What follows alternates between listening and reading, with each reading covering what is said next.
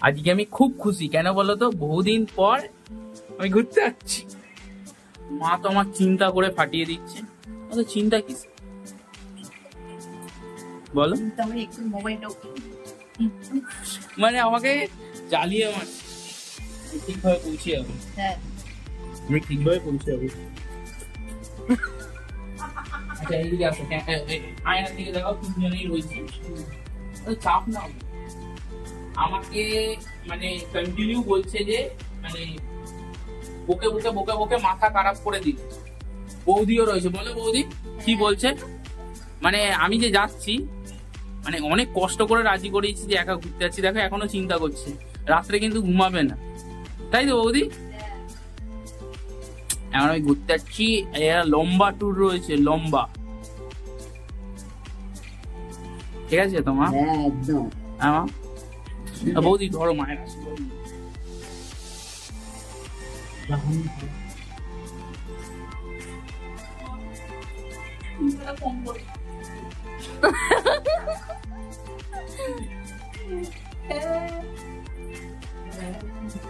কি হলো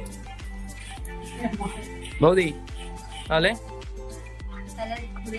ঘুরে আসবো তো, পুরো এনজয়। খুব সুন্দর সুন্দর জায়গায় যাচ্ছি, এখান থেকে ভাবলাম ভিডিওটা স্টার্ট করি। And welcome to my channel, welcome to my blog. আজকে ঘুরি বের করে দাও। আগে ইন্ট্রোটা নিয়ে নিয়েছি। আজ হাওড়া চলে এসেছি আমি আর সবুদা। এটা সেকেন্ড ট্রিপ রয়েছে, ফার্স্ট ট্রিপ ডুবলাগড়ি। সবুদা বলো অডিয়েন্সে উঠেছে।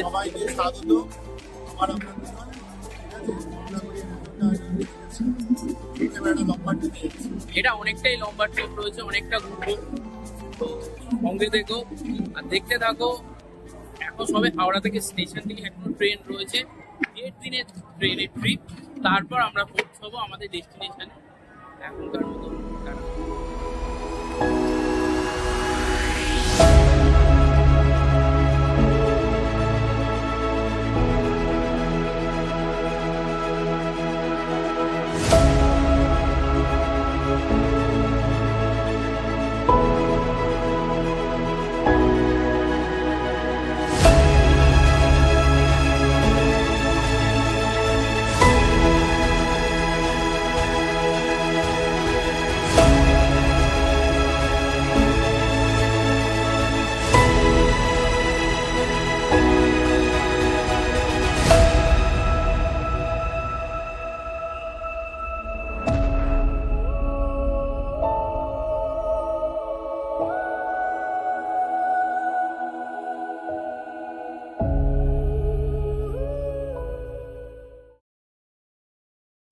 খাবার দেখো। এখানে রাত্রেবেলা এত খাবার কে খাই কে জানে।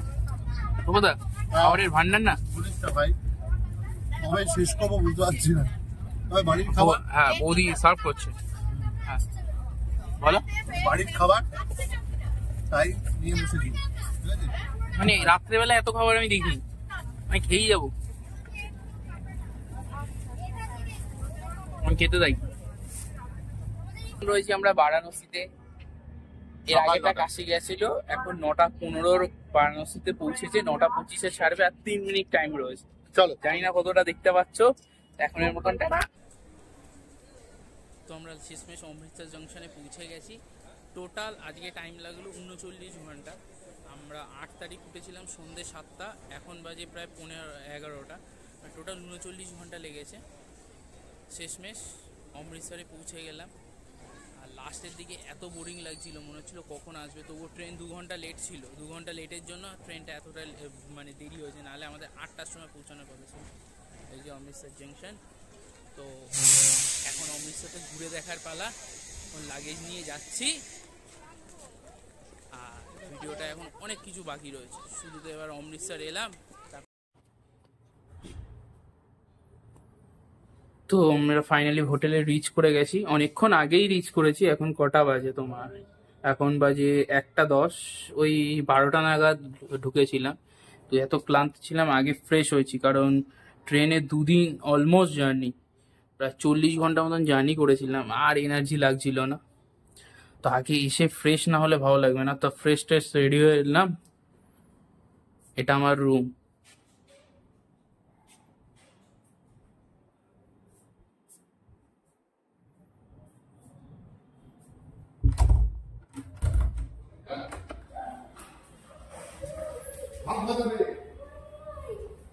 এখানে একটা রুম রয়েছে। এই যে দাদা,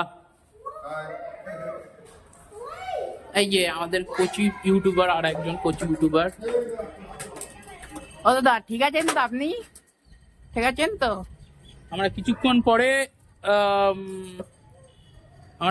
পরে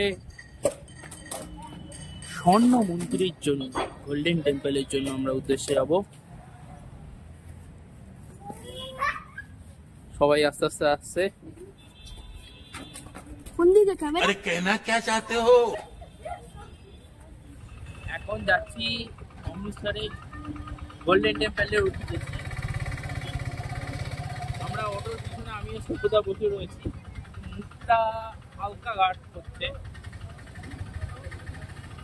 কিরে পাঞ্জাব পাঞ্জাব বলে ভেতর থেকে শোরগোল আসছে, কি বলছিস? জোরে বল।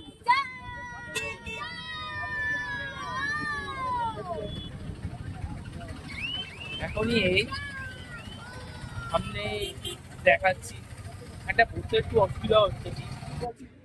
হাওড়া থেকে ট্রেন ছিল আমাদের 8 তারিখ 7:15, নামলাম 10 তারিখ সকাল 11টার দিকে।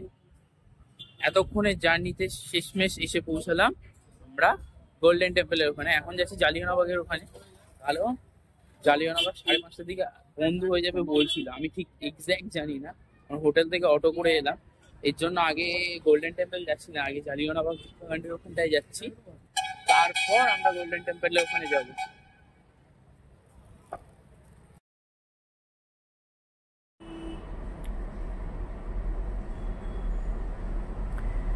তো আমরা জালিয়ানবাগের ভেতরে ঢুকছি।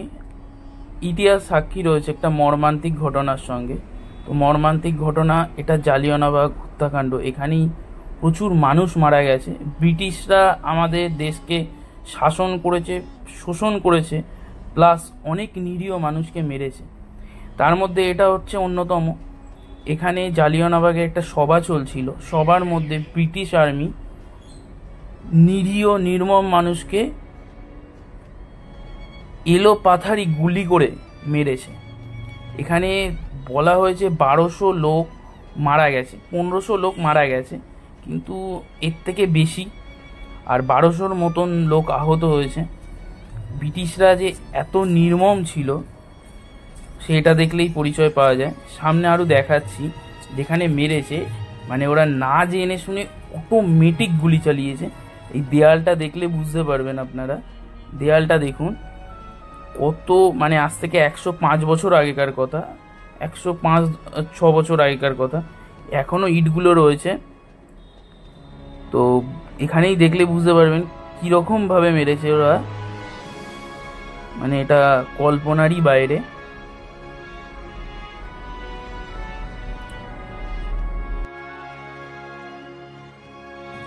এটা হচ্ছে স্মৃতিসৌধ, ওনাদের উদ্দেশ্যে বানানো হয়েছে। তো সামনে আপনাদের একটা জিনিস দেখাচ্ছি, এখানে জালিয়ানবাগের যে কুয়োটা রয়েছে, কুয়োটা বিশাল এবং প্রচণ্ড বড়। জানি না কতটুকু দেখতে পাচ্ছেন, সামনে থেকে কতটুকু দেখা যাচ্ছে। এই যখন জালিয়ানবাগের সময় যখন গুলি চলেছিল, অনেক মানুষ প্রাণ বাঁচানোর জন্য এখানে ঝাঁপ দিয়েছিল যাতে প্রাণটা রক্ষা পায়। কিন্তু কুয়োটা এখান থেকে দেখে এমনি মনে হচ্ছে, কিন্তু কুয়োটা অনেক বড়, আর গভীর কতটা সেটা বলতে পারবো না, আমিও ওটা দেখতে পাচ্ছিলাম না, অনেকটা ডিপ।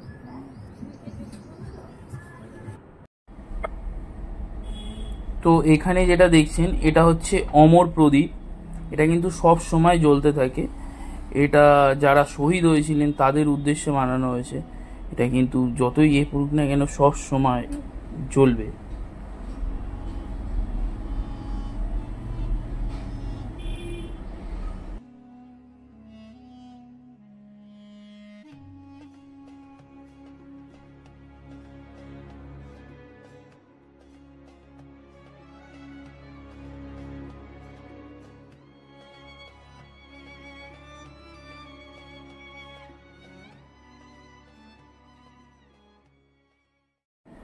তো আমরা ঘুটি ঘুটি ভাই স্বর্ণ মন্দিরের উদ্দেশ্যে পৌঁছে গেলাম। শেষ বেশ স্বর্ণ মন্দিরে যাওয়ার পালা, এখন স্বর্ণ মন্দিরে প্রবেশের পালা। এখানে কিন্তু মানে জাস্ট অ্যাম্বিয়েন্সটা খুবই দারুণ, মানে মুখে বলার মতন না। আর জায়গাটা কিন্তু অত্যন্ত পরিষ্কার এবং পরিচ্ছন্ন। প্লাস এখানে সেদিনকে একটা পরব চলছিল, তো আমি ভেতরে কথা বলতে পারছিলাম না, তো এটি ভিডিওটাও আমি অনেক কষ্ট করে নিয়েছি।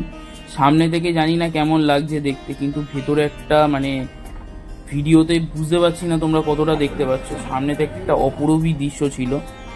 আর আমরা যেই লাইনে দাঁড়িয়েছিলাম অনেকজনই আমাদের থেকে লাইন থেকে বেরিয়ে গেছিল, প্রায় 2 ঘন্টা আমি লাইনে দাঁড়িয়েছিলাম, 2-2.5 ঘন্টা, কারণ যেহেতু আমি প্রথমেই বলেছিলাম একটা পরব চলছিল, যার জন্য প্রচণ্ড ভিড় ছিল। তো পাঞ্জাবের সেকেন্ড পার্ট আসবে, সেকেন্ড পার্টে আরও আছে। এখন আমি লস্যি খাই, এখনকার মতন টাটা, পার্ট রাখবে সেকেন্ড পার্টের জন্য। আর ভিডিওটা কেমন হলো জানিও, বাই বাই।